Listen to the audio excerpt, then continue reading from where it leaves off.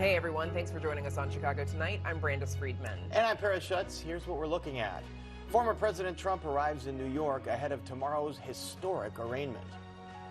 I'm encouraged, y'all. I really am. It's about leadership. It's about somebody with the experience. It's the final push in the race for mayor. A special edition of Spotlight Politics breaks down where things stand. It is a restorative justice initiative. A major change is coming to Evanston's reparations program. There has been some pushback on the name change. Chicago Tonight is the first to report a local institution is getting a rebrand. People love that flag. And made for Chicago by Chicagoans. Get ready for Chicago Flag Day with the city's oldest flag business. And first off tonight, the candidates for mayor make their final appeal to voters. Brandon Johnson and Paul Vallis both hit the campaign trail today, squeezing in a few more hours with voters before tomorrow's election. Polls open at 6 a.m. tomorrow, and you can visit our WTTW News voter guide for more information on the candidates for mayor and city council. That's at WTTW.com/voter guide. A Chicago Public Schools teacher is due in court on Thursday after being arrested outside of Mayor Lori Lightfoot's home. WTTW News first reported this weekend that Taft High School athletic instructor Garrett McClin was arrested and charged with 2 felony counts of stalking. Police sources say he appeared outside Lightfoot's home multiple times and had a confrontation with her security detail. CPS sources told us McClin has not been in the classroom since early last month and informed Taft students and parents in a letter today that McClin is not permitted on the school's campus. The city is not releasing the full watchdog report into the killing of 22-year-old Courtney Copeland. This despite pleas from Copeland's mother, Chaparral Wells, for answers about her son's death. Copeland was shot in his car in 2016 but made it to a police station. There he was handcuffed by police after asking them for help. The Lightfoot administration denied a request to release the full probe conducted by the Inspector General. That's according to a law department statement requested by WTTW News. Wells says she'll not stop demanding answers from the police department, which she says botched not only its response to her son's plea for medical assistance, but also the investigation into his death. Chicago State University students will miss a second day of classes tomorrow as faculty and staff return to the picket line. We don't get it, shut it down. If we don't get it, shut it down. The union says it's striking over workload issues and compensation. Members say they're frustrated that University President Z. Scott received a 16% salary increase this school year, but has not been present at bargaining sessions. The university says it made concessions and reached an agreement on a majority of issues, but the union's financial demands are more than the school can afford. Another bargaining session is set for tomorrow. A McShutdown at McDonald's as the company temporarily closes its U.S. offices through Wednesday ahead of a round of layoffs. In a memo to workers, the fast food giant tells corporate staff to work remotely in the meantime. The leaked memo, reported by the Wall Street Journal, says the layoffs are intended to make the company more efficient. Chicago-based McDonald's has more than 150,000 employees in corporate roles and company-owned restaurants. The Sox get a rude welcome home at the hands of the San Francisco Giants. Sox starter Michael Kopech got rocked in the team's home opener in front of a less-than-capacity crowd. The starter gave up 7 earned runs in 4 2/3 innings en route to a 12-3 drubbing. Meanwhile, the Cubs dropped their first away game of the season in a 7-6 loss to the Cincinnati Reds. The same neighbors who experienced severe weather over the weekend are advised to brace for another potential round of storms. The National Weather Service of Chicago says the forecast is still uncertain, but if storms form, some might include destructive hail and tornadoes. The Federal Emergency Management Agency warns severe weather, which could include tornadoes, is expected to develop Tuesday and into the overnight hours across large portions of the country, including Illinois. Might be one of the reasons that Chicago voters set a record today. This is the highest early vote total of any day. Getting it in Chicago before history. Tomorrow. All right, and coming up in the program, behind the scenes at the city's oldest flag business, just in time for Chicago Flag Day. But first, what we might expect at former President Trump's arraignment. That's right after this.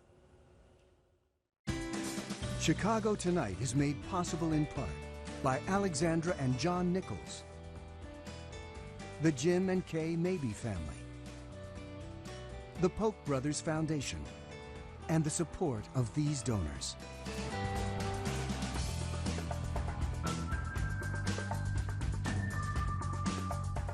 It's a made-for-TV moment and one for the history books. Indicted former President Donald Trump arrived in New York for tomorrow's arraignment on state criminal charges. The charges stem from alleged hush money payments to cover up an affair. What's in store for the next 24 hours as he, his followers, and critics gear up for tomorrow's arraignment at a Manhattan courthouse. Here with his analysis is former federal prosecutor Renato Mariotti, also a legal commentator, columnist, and a trial lawyer. Renato, always great to talk to you. So the latest reports say that there are as many as 24 charges here, still under seal, we should mention. Which of these do you think would pose the most serious problems for the president? Yeah, so what I'm going to be looking for, Paris, is whether or not the underlying crimes here are tax crimes or campaign finance crimes. So there's been wide reporting that the fundamental charge here is falsification of business records, which is a standalone crime in New York and can become a felony. It's a misdemeanor usually, but it becomes a felony if it's done in furtherance of another crime. I think, if the underlying crime is a campaign finance crime, I could see that being a challenge for prosecutors to prove. I think the path is much cleaner for prosecutors if they can charge the underlying crime being a tax crime, like a misdemeanor, even a misdemeanor tax fraud under New York law. So very interested in seeing what the basis is. I think the tax crimes will be the easiest for them to prove. Although I think there has been some reporting saying that there might be a felony expected when the seal is lifted. Renato, Donald Trump went public, as he tends to do. He said the judge hates him. Not always a wise move for someone to criticize the judge. How do you think that plays into the hearing tomorrow?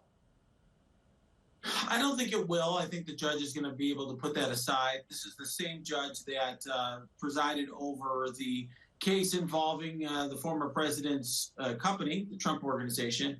I really think, Paris, that, just like for example, in Illinois, when we had the Rod Blagojevich trial and there was a lot of theater surrounding that, I think there's just a lot of theater here that the judge and the prosecutors are going to have to put off to the side.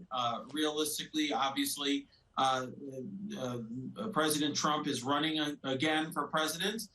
He wants to become president again. And so a lot of this, I think, is more about politics than about helping himself in his lawsuit. I don't see any benefit for him in the suit. And I think any lawyer who is defending this case would tell him to keep his comments about the judge to himself. And noting that aspect of theater here, the president has said he's going to make remarks about it. But would you expect a judge to possibly consider a gag order?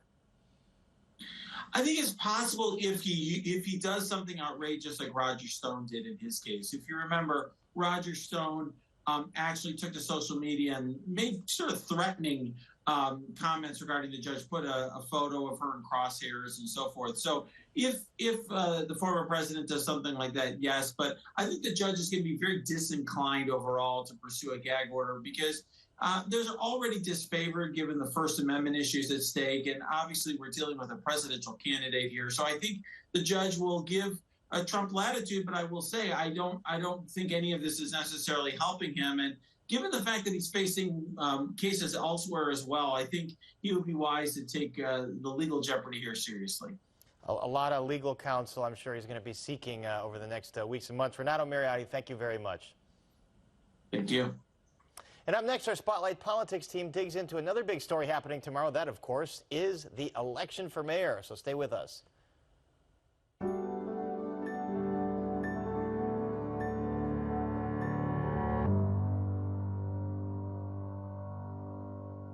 Just hours to go before the polls open for Election Day, so we've assembled our Spotlight Politics team to take a final look at the race for mayor. Welcome back, Heather Sharon, Amanda Vinicky, and Paris Schutz. Homestretch, kids. We're almost there. The candidates were pounding the campaign trail today. Take a look. I'm not paying attention to any of the noise going on out there, and I'm not paying attention to the polls. We're not going to go backwards into a state of affairs that have left families behind. He says he's not paying attention to the polls, Heather, but the latest poll has Vallis slightly up. How many undecided voters are out there still? So that poll had about 5% of Chicago voters undecided. It's not clear sort of whether that's accurate. Also, that result with Vallis up was within the margin of error. So it's really impossible to know if he is leading, if he is not leading. The cliche is, of course, is going to come down to turnout. Tomorrow is supposed to be big storms. That could impact Election Day turnout. We also know that most people nowadays are voting by mail or have already voted in person. So the list of what we don't know tonight is longer than what we do know. Cliche for a reason, it's going to be close. Going to be close. Paris, should we believe the polling anymore? Well, I think there were some polls that got it pretty spot on in the first round of this election, but no, it's always a touchy subject, and as Heather said, I think none of us would be surprised by any outcome tomorrow. So I think it's going to come down to turnout. Oh, wait, we just heard that from Heather Sharon. And, you know, older voters turned out more in the first round. Older voters are favoring Vallis this time. I think the polling has kind of concluded. Younger voters did not turn out as well. They're favoring Brandon Johnson right now. Amanda, did the controversy that Brandon Johnson didn't fully pay his outstanding debts to Chicago on his $175,000 salary, did that hurt him?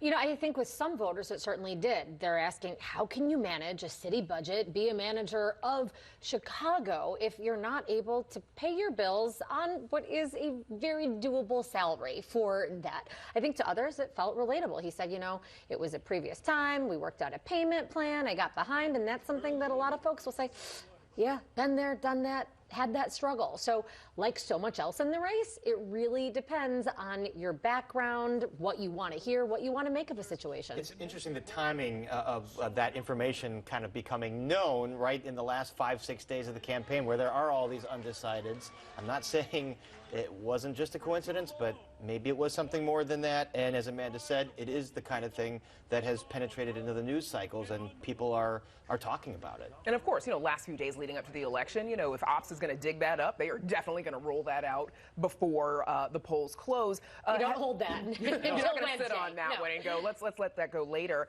Heather, as you mentioned, weather forecasts tomorrow are looking to be rough. Severe thunderstorms, possible tornadoes predicted. How much do you think weather is going to play a factor? So we know that Vallis supporters in the first round were more likely to vote in person on election day. So if those voters are waiting, which is what is now the last minute to vote, and they find themselves sort of coping with extreme weather, or they just look at the weather and they're like, I don't want any part of that, that could potentially be a problem for Vallis, especially because I think one of the big questions I have is what does Vallis's ground game turnout effort look like? We don't know that. We do know that the Chicago Teachers Union and the Service Employees International Union, big funders of Johnson, big supporters, have been going hard on this canvas, you know, going door to door, and that, you know, could help them if they have those people they contacted voted either early or by mail or are certain to go vote tomorrow. I mean, who could this suppress? Folks that don't have a car and rely on public transit to go vote? It might be tough for them. Older voters that may not want to venture out into the severe weather, although it does seem like the most severe weather, if it hits, is going to hit closer to when the polls close. So perhaps it won't be a factor tomorrow. So it could happen later in the day. If folks are waiting until they get off work, for example, to go cast that ballot, it could have an impact. Vote early, not often. Is what and I voted early. 47th Ward, there was a line out the door, and they said something like 600 or 700 people had already voted by 1 o'clock. That today, just today. So let's get into early voting a little bit more because the Chicago Board of Election numbers are in so far for the runoff. More than 195,000 ballots were cast in March for the 2023 runoff election. That's up substantially from 2019, but the numbers that have really exploded are vote by mail, which were nearly 66,000, up from 2,200 in 2015. Heather, do you think this trend of voting by mail permanent? I do. I think that people like voting from home. They like being able to take their time to research the candidates, to research the issues, to research the judges. And I think that this has just become a way people now vote in a way where previous generations made it a point to go vote at their local precinct. So the issue is that, like I said, Johnson voters were more likely to vote by mail. Vallis voters were more likely to vote in person. That means if it's close when they finish counting most of the votes tomorrow night, we might not have a clear winner. Amanda, when is the cutoff for mail-ins to be counted after the election, and could those make a difference in this race? All right, so to be clear, you have to have your mail-in ballot in by Election Day. And by the way, don't just drop it off in a mailbox in the evening. That's not going to do it. It has to be postmarked. So if you want to be sure, go to the post office or perhaps drop it in the morning. But then it's another 2 weeks that the mail has to arrive to election authorities and for them to be counted. So you're looking at April 18th is when we'll get really those final results. Again, that is on the back end, I will stress, in terms of counting and learning who has won and any sort of straggling votes, but you need to get that ballot in if that's how you're voting. And of course, if you're not mailing it, you can take it to a polling site and drop it in the secure boxes there as well. But not a precinct polling place, one of the Certain early ballot boxes. early voting sites. Yes. Everybody, Yes. take note. All right, that's Spotlight Politics. Obviously, we'll have a lot to talk about again on Wednesday. Heather Sharon, Amanda Vinicky, Paris Schutz. Thanks, y'all. There's more Chicago Tonight just ahead, so stick around.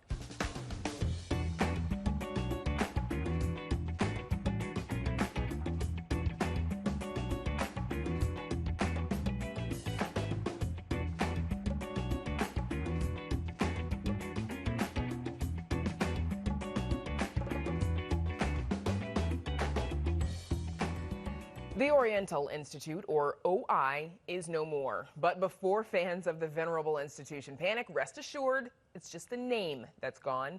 Chicago Tonight is the first to report the 104-year-old archaeology museum run by the University of Chicago is being rebranded. Earlier today, we caught up with the Institute's interim director, Professor Theo Vandenhout, who told us exclusively the new name and why it was chosen. The new name is the Institute for the Study of Ancient Cultures, West Asia and North Africa.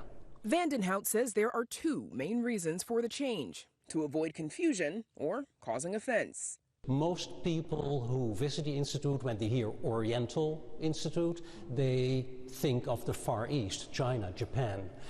And then when they enter the building and see the museum collection, what they see is exclusively ancient Middle Eastern art and artifacts and culture.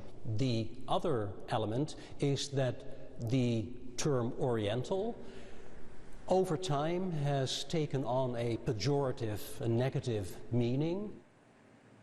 Founded in 1919, the Institute has been a pioneer in studying the ancient Near East and the so-called Fertile Crescent, which gave rise to some of the world's earliest civilizations. Vandenhout says making the change was not an easy choice, but the right one. It was not easy because Oriental Institute and the OI, at least in the field that we work in, it had become a real brand. There has been some pushback on the name change, and most people acknowledge that, yes, we need to do this. There are certainly people who say, no, you're giving in to woke pressure and so forth. Well, I hope over time people will acknowledge that this really is for the better. And the name change becomes official tomorrow. The Evanston City Council approves a major change to its groundbreaking reparations program, enacting a $25,000 payment meant to address discriminatory housing laws that existed in Evanston for decades. That payment of $25,000 was for housing benefits like mortgage assistance or renovations. But the Evanston City Council recently passed, without any opposition, an expansion to provide $25,000 in no-strings-attached direct cash payments to those eligible. The historically black, still predominantly black today, has no access to a neighborhood school, stripped of a hospital, still no access to healthy foods. Robin Rue Simmons is a former member of Evanston City Council and still sits on the city's Reparations Committee. She founded First Repair, a group that fights for reparations locally and nationally. Before we even see the data, we're living in the conditions of anti-blackness in Evanston. From 1919 to 1969, there were laws on the books that limited black residents' ability to live in Evanston areas other than the city's Fifth Ward, where they often faced substandard dwellings. In some cases, black families' homes were relocated there. Bobby Burns, the council member representing the Fifth Ward, says the direct cash payments give more options to recipients. People can use it as they see fit. They can use it for home rehab, to pay off the interest on their mortgage, or they could use it for groceries, or they could use it to repair their vehicles. While the housing benefits are still available, Burns says there is a lengthy process for residents to receive those benefits. It involves property management, construction, contractors. It involves the work needing to be performed itself, plus the planning that goes into it. Long process. 16 residents have participated in the current housing benefits program, yet there are hundreds of applicants that the city still needs to vet. we cannot get the dollars out to our Black community soon enough. Transferring $25,000 into somebody's account, not a long process.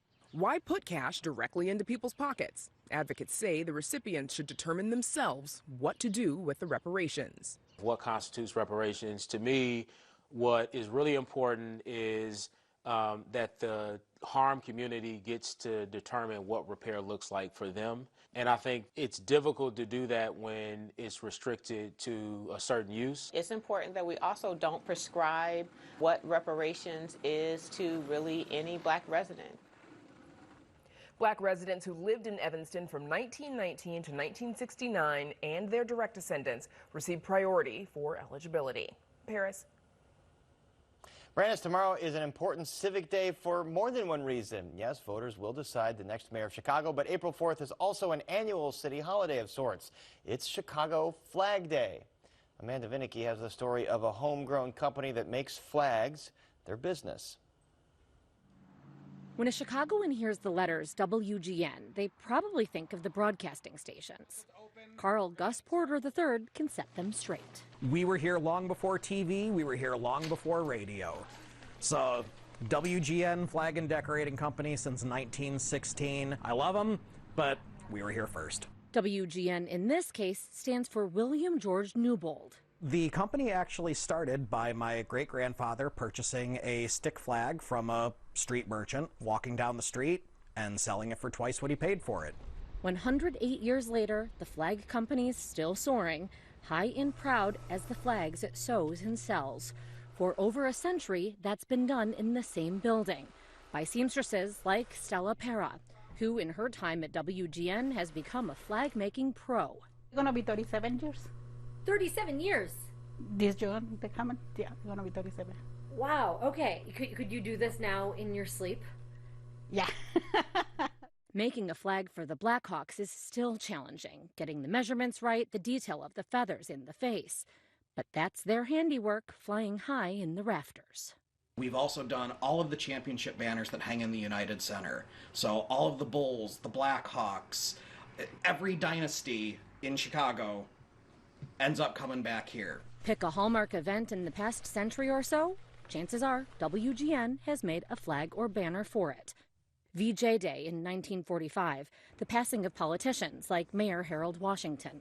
My father got a call Thanksgiving morning and had to leave Thanksgiving dinner to come downtown and start putting drapes up throughout the city.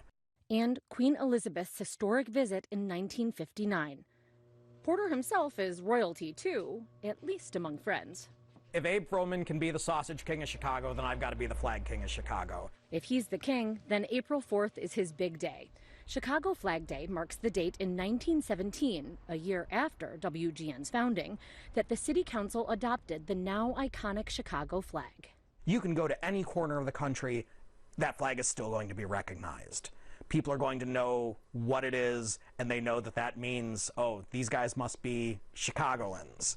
Porter says the city flag resonates because its design is so simple, and yet every element has meaning. What do each of these 4 stars mean? Pop quiz, can you do it? I think I can. All right. So we have Fort Dearborn. That'll be the first star. Second star is going to be the Great Chicago Fire. Then we have the Columbian Exposition and the Century of Progress. That's the one that everybody forgets. There has been talk about adding a 5th star. Porter says in 1976, his great-grandfather overheard city insiders talking about honoring the late Mayor Richard J. Daley with one, so WGN rushed to get ahead and produce some. That never happened, but the company has a few of the vintage 5 stars left. WGN Flag and Decorating Company knows a thing or two about durability and survival, and the mighty power of the flag. People absorb it. It becomes part of their soul like the U.S. flag does.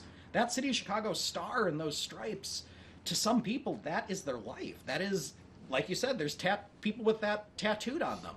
And while I don't have that personally tattooed on myself, I can't say I blame them. For Chicago Tonight, I'm Amanda Vinicki. Certainly no flag like it. One of the best flags in the world, if I do say so myself. But I will not get a tattoo. No tattoos.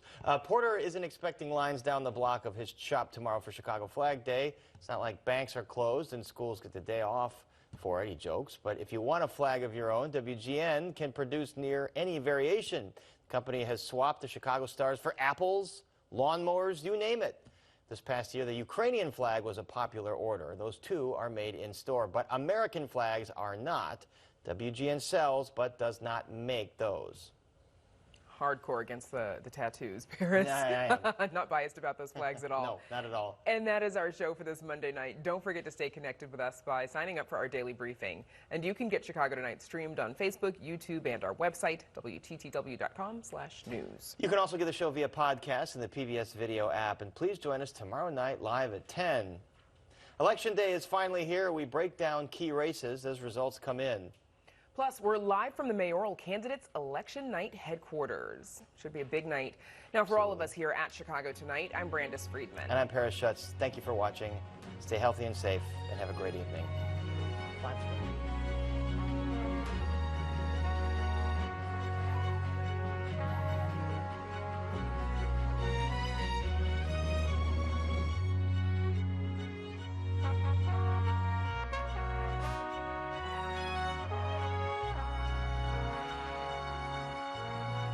Closed captioning is made possible by Robert A. Clifford and Clifford Law Offices, a personal injury law firm dedicated to preserving the dignity and rights of all individuals.